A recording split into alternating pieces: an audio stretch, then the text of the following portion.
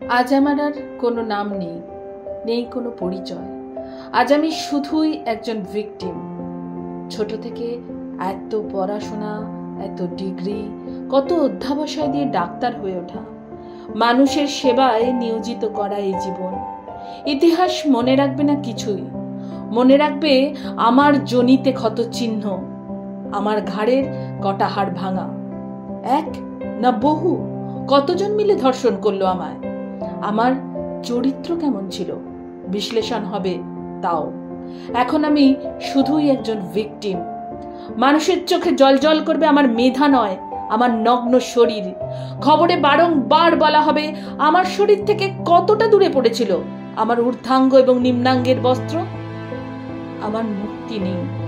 আজকের পর থেকে প্রতিদিন, প্রতি মুহূর্তে বারবার ধর্ষিত হব আমি, ধর্ষিত হবে আমার পরিবার।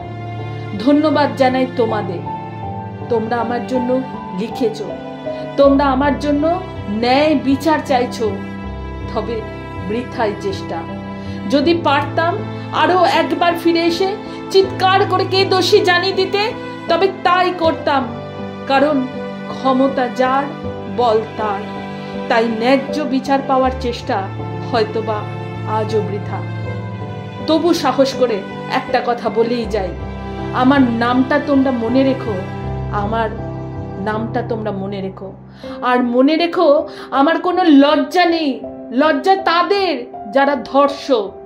তারা ভুলে যায় যে শরীরকে নগ্ন করার উদ্যমতায় তারা মেতে ওঠে, সেই নগ্ন শরীর স্পর্শ করেই এই পৃথিবীতে এসেছে তারা।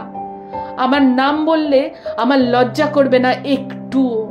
তাই মনে রেখো, আমার নাম তোমার রাগে, তোমার প্রতিবাদে, তোমার চোখ থেকে ঠিকরে পড়া আগুনে ভিকটিম নয়, আমি মৌমিতা।